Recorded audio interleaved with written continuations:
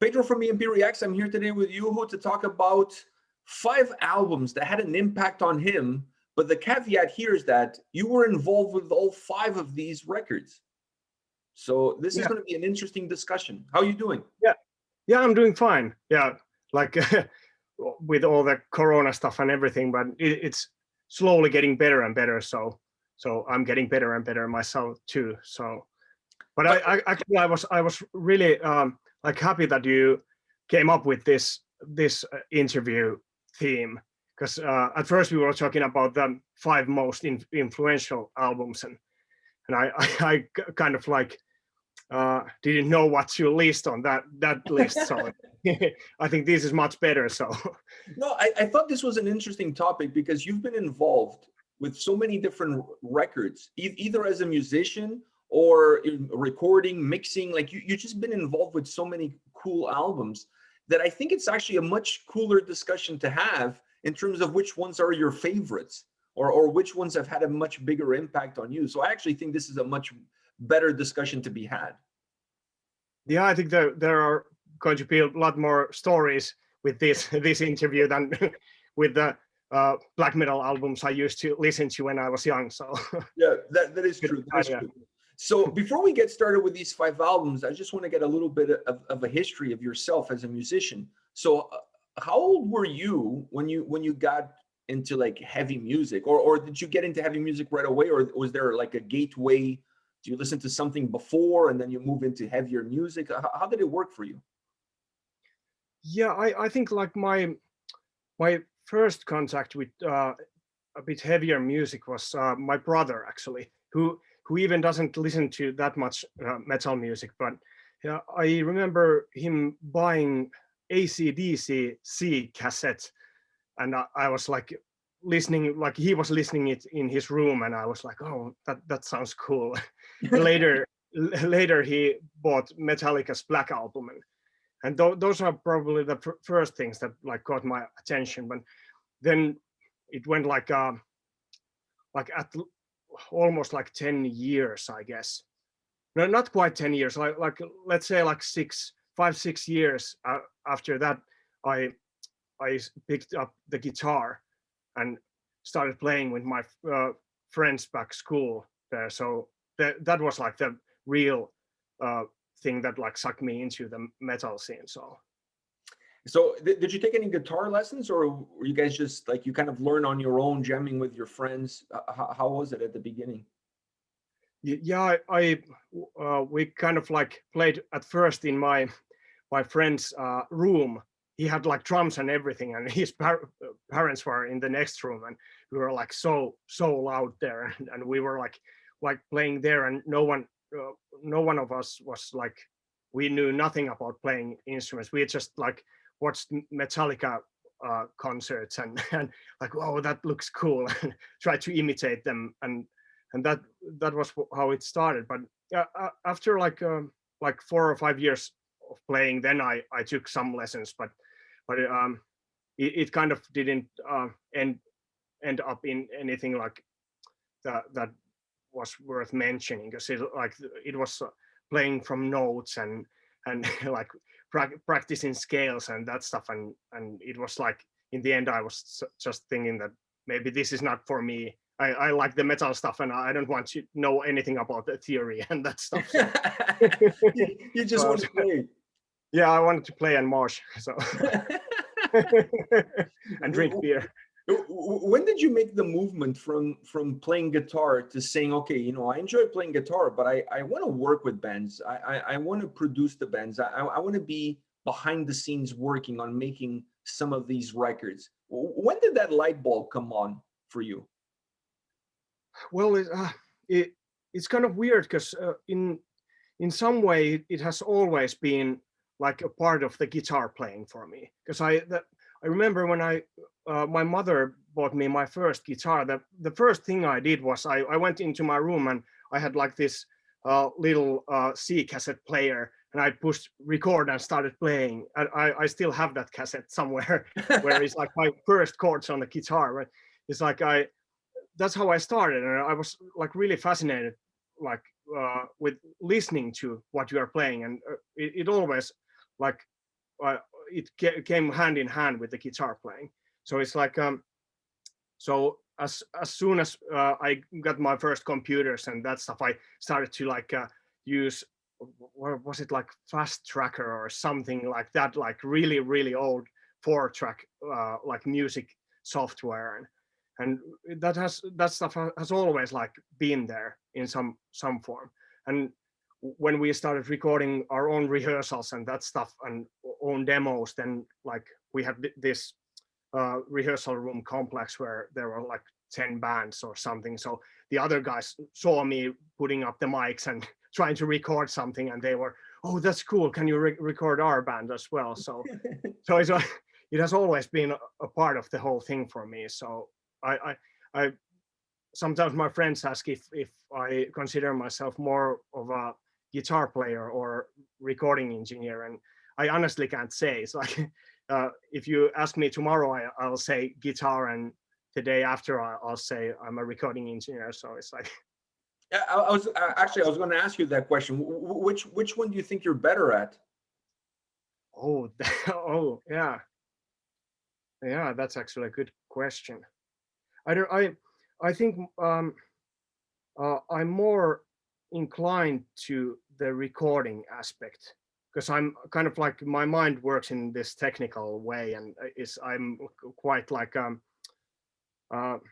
I don't know, like straightforward in my thinking. So I think that like technical stuff is more like it my persona kind of works better for the technical stuff. So that comes a bit easier for me than the whole artistic stuff. So maybe I wish I'm better at recording and mixing than playing guitar. I don't know. That's for other people to judge, I guess. To judge. So getting into the 5 albums that you've worked on that had an impact on you, we're going to go through chronological order to make things perhaps a little bit easier. So we're starting off in 2007 with Before the Dawn, Deadlight. So what was your involvement on this record, and why is it such a special record for you? Yeah, actually, we did the album with Tuomas Saukkonen and Lars Eikind back then in the same rehearsal room where I began recording and playing, and it's called Rulla in this small city of Heinola in Finland. And we recorded the album in our rehearsal room, which is it was kind of the word rehearsal room doesn't make it like we had like all this acoustic stuff put in there, and we really tried to make it really nice. But it's so I recorded the album, but actually I didn't play more than the solos on that album, because we were making an album with Gloria Morti, which was my other band, and still is my active other band at the moment. But we were making an album at the same time, so we talked with Tuomas that maybe it's another good idea for me to rehearse like 2 albums worth of riffs and that stuff. So I basically recorded the album, played the solos, and then Aleksanteri Kuosa actually mixed the album. But that was like my first like big album project that like with a decent budget and like where I kind of had to make a really good recording of the band. So, and I'm proud of it to this day. So I think it went really well. So that was your first taste, like almost like your first professional taste at being part of a record experience, recording an album. Yeah, basically, I had recorded like full lengths before that, but they were kind of like debut albums of bands and like DIY albums, and that was like the first that we like had an actual record deal and a budget for it, and it felt like big to me at the time, and it was kind of like my first like real album I got to work on, so it has a special place in my heart. You mentioned Gloria Morti, and that's the next album on your list with Eric's. Is Eric's the right pronunciation? Yeah. That one came out. Actually, we don't know. We just say Eriks. Okay, so that's I'm the Finnish way of saying. Okay, so I'm going with Eric's as well. So that one came Yeah. out in 2008, and that was the band's second album. What made this? So this one came out. Was this the one that you were working on at the same time that you were working on Before the Dawn? Yeah. Those we were working on those two albums at the same time. Yeah. So what made this record special for you, making it stand out? Yeah, so, basically the reasons are quite the same as with Deadlight. It's like Gloria Morti will always have a special place in my heart because it's my first band. That's where I started like learning the guitar and that stuff. So the first album we did like I didn't record anything on it, and Nino Lauren actually mixed the first album. So after the first album, we started working on the second, and I was still like really like unsure about the whole recording thing, and I was like, not even thinking about recording or mixing it myself. But all the other band guys said that you need to mix this and you need to record this. So they were like pushing me to like more towards the recording stuff, and so we started working on the album at the same time as like the Before the Dawn album. But it's like there's actually funny stories about the Eric's album, because I was really unsure about the recording thing. So my mind works so that I'm kind of always trying to go overboard with things. So we spend like way too much time on everything when we recorded that album. It's like I played guitar for 19 straight days for that album. So wow. I was like, it needed to be like perfect. Yeah, but actually it was a learning experience, because like making it perfect isn't actually like going to make it better, if that makes any sense. But it's like like at some stuff is almost like too like perfect. So I learned something with that album for sure. Was it hard for you to juggle these two records? I mean, because they're like so tied in together as far as the time is concerned. You have to create two boxes in your brain, one for Before the Dawn and one for Gloria Morti. Was it hard for you to differentiate those two records? Yeah, no. As I talked earlier about not playing rhythm guitar on the album, that was like basically me trying to like separate them as much as possible. Because back then I was like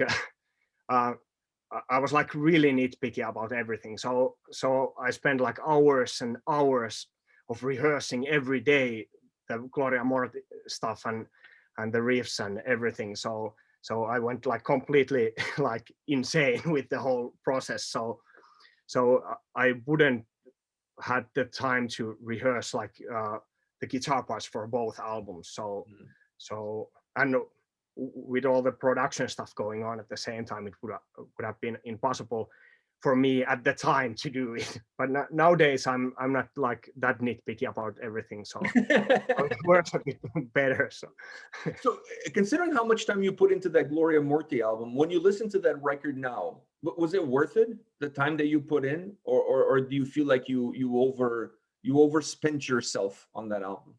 Yeah, I typically tell the stories so that it wasn't worth it. I say to everyone that it wasn't worth it. Don't spend 19 days playing rhythm guitar on an album.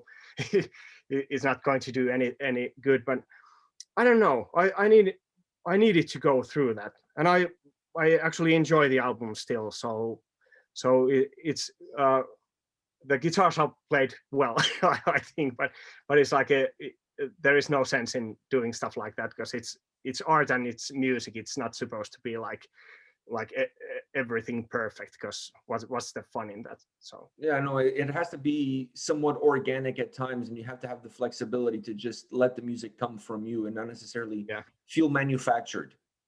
Yeah, totally. So the next album on your list is Wolfheart Shadow World, came out in 2015, band's second album. I mean, you've become, since I don't know if it was since that Before the Dawn or if this Wolfheart album was the one that solidified, but you and Thomas kind of become this duo of this dynamic duo. It's like, I don't know who's Batman and who's Robin, but somebody's Batman and somebody's Robin when it comes to making Wolfheart records. What was this the album that solidified that partnership between the two of you? Actually, I think it dates back earlier than that.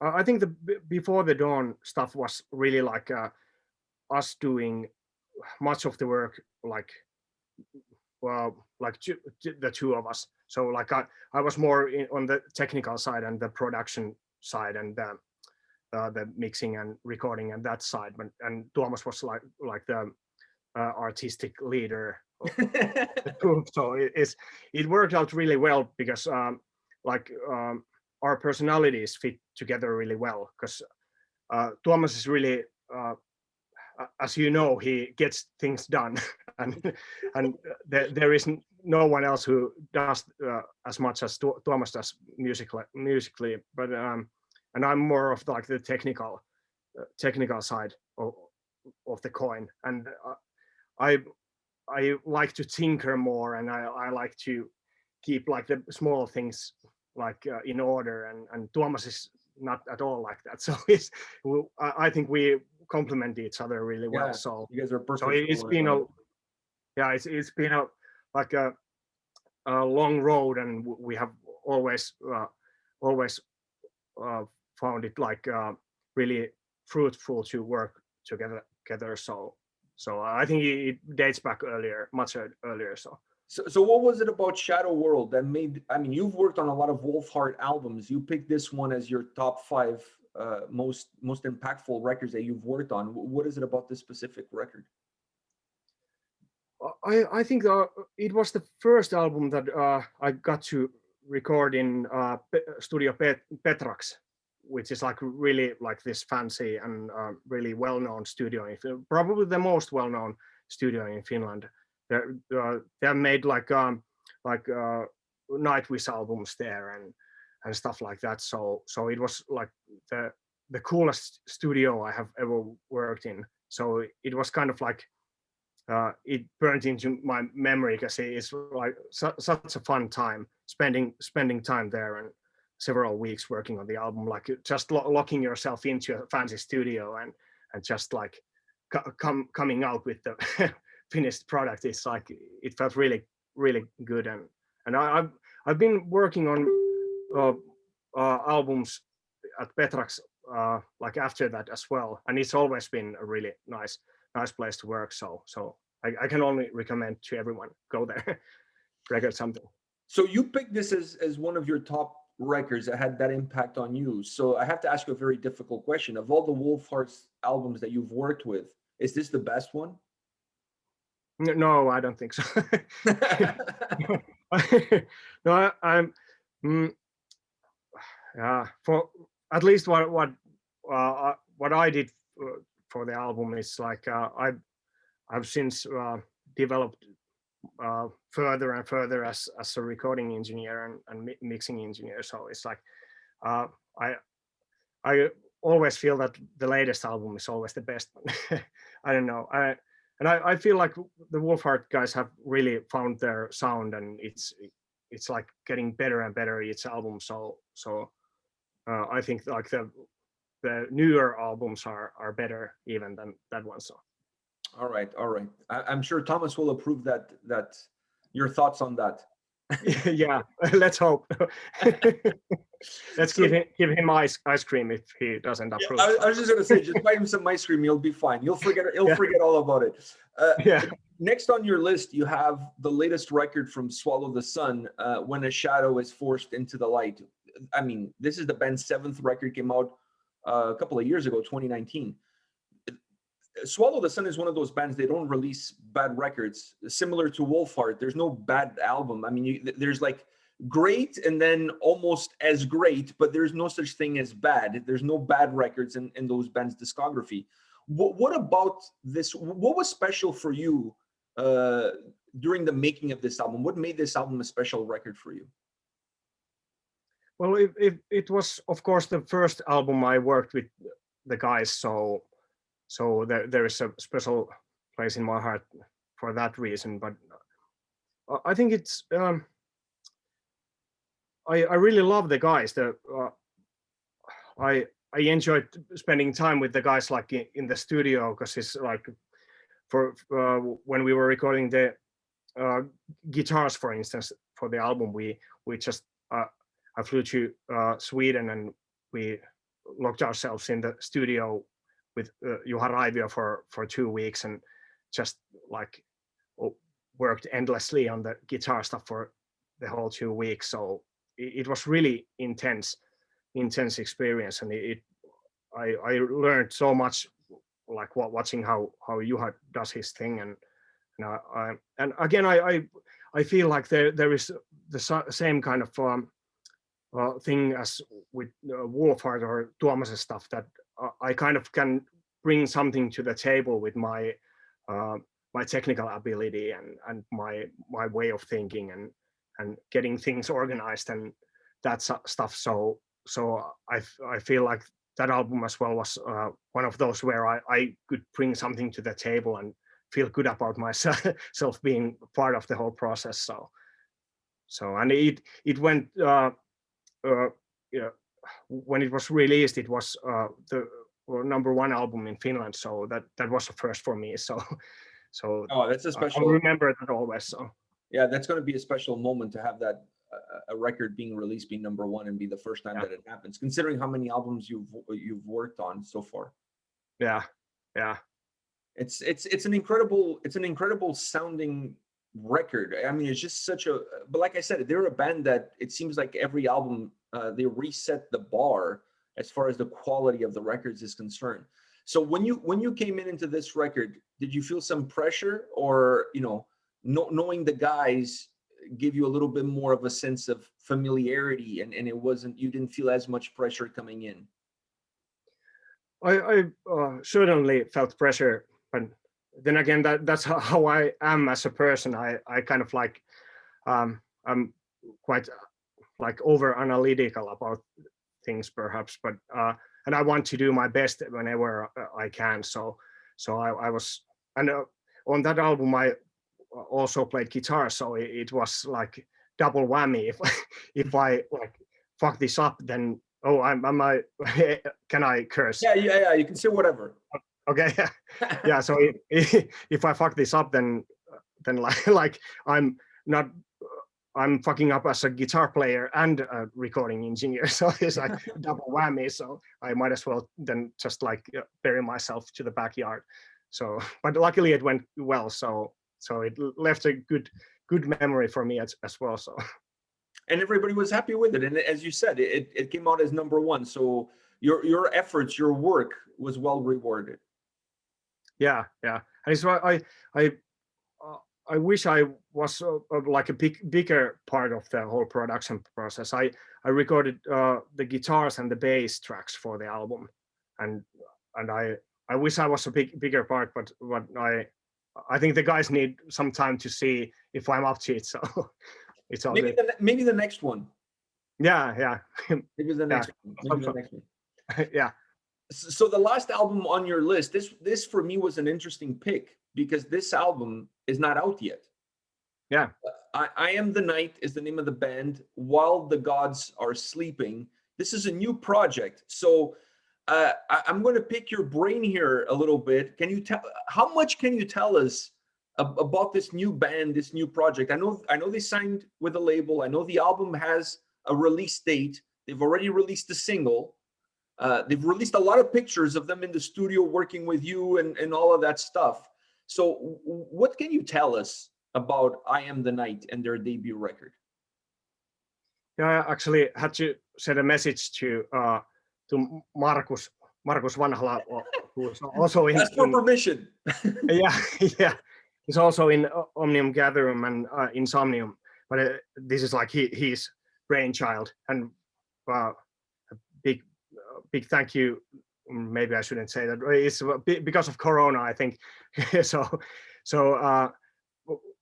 and he said that, yeah, you can talk whatever. So so maybe I'll spill the beans, but yeah, but it's like basically it's a black metal album in the vein of Dissection and Emperor and all that cool old stuff that I used to myself listen to a lot when I was younger. And there are like really good musicians on the album, like Valtteri Väyrynen plays drums on the album from Paradise Lost, and there are like the ex bass player from Omnium Gatherum and this really good singer Okko Solantera who he's really young and really good. Yeah, he's from Horizon Ignited, isn't he? Yeah, that's right. Yeah, so he's a great vocalist.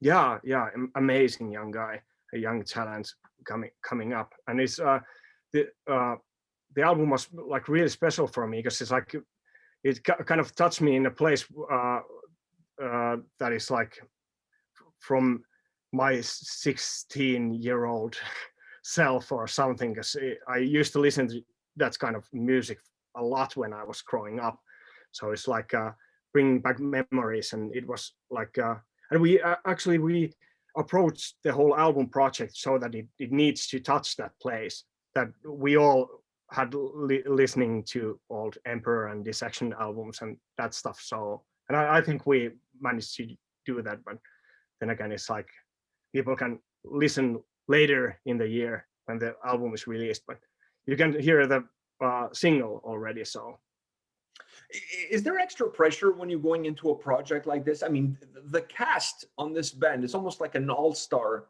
cast, right? Like these guys, like Valtteri with Paradise Lost, Bodom After Midnight, Marcus Insomnium, Omnium Gatherum. I mean, these guys know what they're doing. You know what I mean? Like they have tons of experience, but this is still a debut record.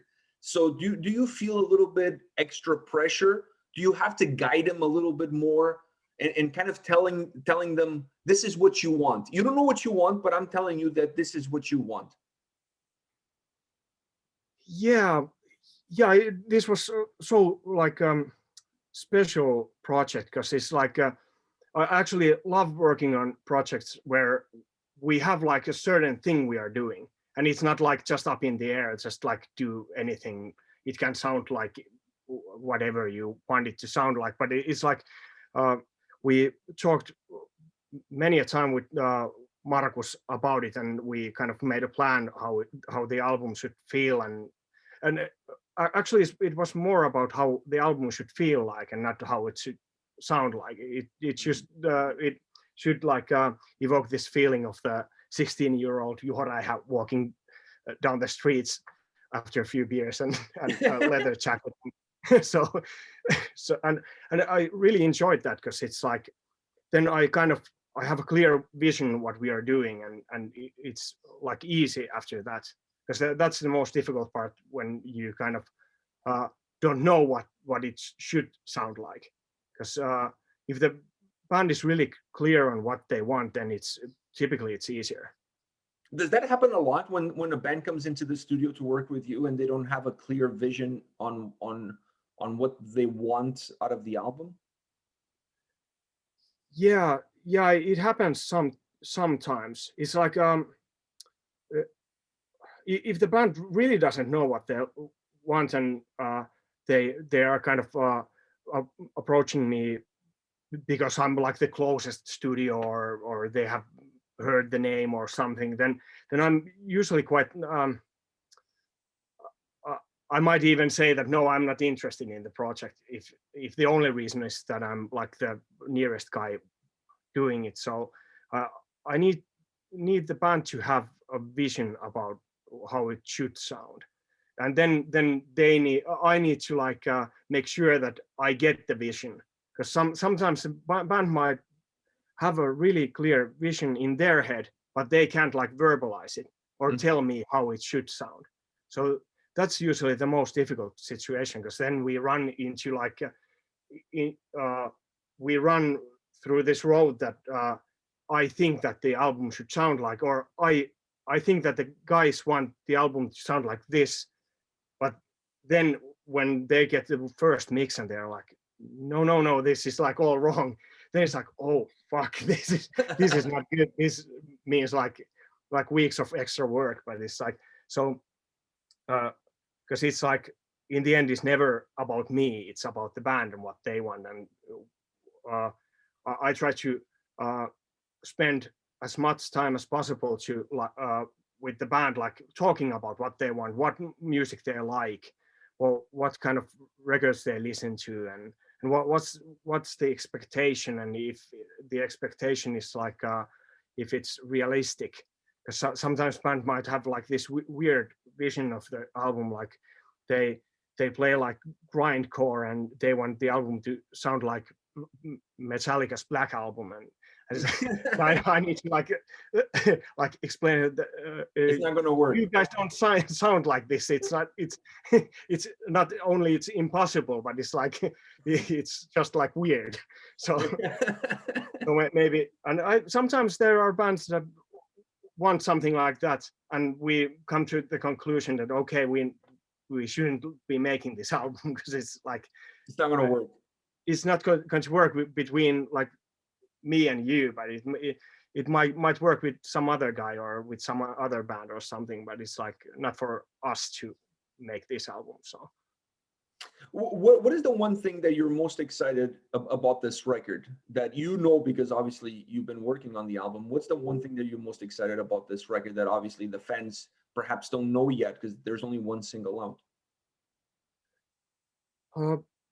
Maybe it's the musicianship, perhaps, because it's like the guys are like awesome at playing their instruments, and it was so easy, and everything sounds great because of the band, and that's probably, from my point of view, that was the most exciting thing about the album, on top of the whole having great songs part.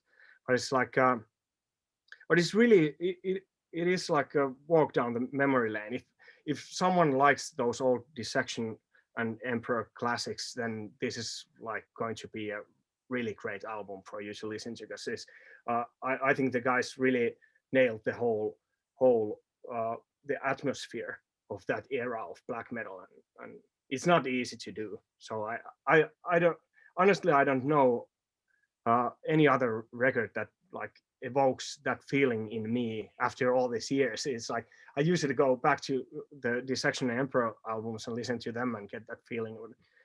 This is like the first modern album that evokes that feeling in me, at least. So well, it's a little bit of it's a little bit of a time capsule, a time machine for you. It allows you to experience your youth all over again. Yes, indeed. Yeah, that's for me, that was the thing the album was all about, and I was trying to make it sound like that and feel like that, so that it is kind of a time capsule. So, and I think it went really well. So it's I'm sure people are going to love it. I'm personally looking forward to listening to it, because the guys involved are just like amazing musicians. So when you put amazing musicians, you put you in the mix. I mean, like it's a winning formula. So you know the album is going to be good. Yeah, I think most of the time when I'm working on albums, and when I feel like, okay, this is going to be a really good album, this is sounding really great, it's typically the albums that I had the like least amount of work to do. So I kind of I love it when I'm just like a guy in the corner, like just sitting and like enjoying the process. Then it just typically goes well. So the less I do, the better the albums are going to be. The less you touch it, the better the record. yeah, the same with my cooking, actually. So I love that. That's the best. All right, Juho, thank you very much for your time today, man. I really appreciate chatting with you. Thank you for giving us a rundown of your 5 favorite records that you've worked on. This was a really interesting chat. First time that you came on the channel, so I really appreciate you taking the time. And hopefully I'll see you in Toronto at some time soon, maybe next year during the tour. Maybe tours will be back next year, and we'll see you guys here. Yeah, most definitely. And thank you for you guys for having this channel and doing this stuff, because it's awesome. I wish more people would be like you and like take up this challenge and put themselves out there and help the whole scene out. So thank you. Yeah, that's kind of our goal. I mean, like we're here really to bring as many bands to people as possible and let people know as many bands as possible, and not just gravitate around the big name bands like Megadeth and Metallica's and all of those, because everybody knows those already. And my issue is sometimes when you turn on the radio, that's all you listen to, and it's like, I'm tired of listening to that. I need some new blood. I need some new fresh sound, and that fresh sound doesn't always get the exposure that it needs. So it starts to become a little bit old when every time you listen to something is something that you've heard already. You know what I mean? Like, it gets boring. Yeah, I'm totally with you on that, and I'm loving it. Thanks, man. Yeah, it's important to bring new bands into the forefront, allow them to grow, build their own path, and you discover some new great music. I mean, we've mentioned I Am the Night, like Horizon Ignited is another band that I think has a really bright future ahead of them. And I just think that bands like that deserve all the attention that they can get, because they need to get the next step in their evolution, you know? Yeah, that's what heavy metal is all about. Yeah, exactly. It's not corporate. Well, thank you very much for your time. All the best, and stay safe and stay healthy out there, and we'll see you soon. Yeah, you too, man. Yeah, thank you. All right, take care.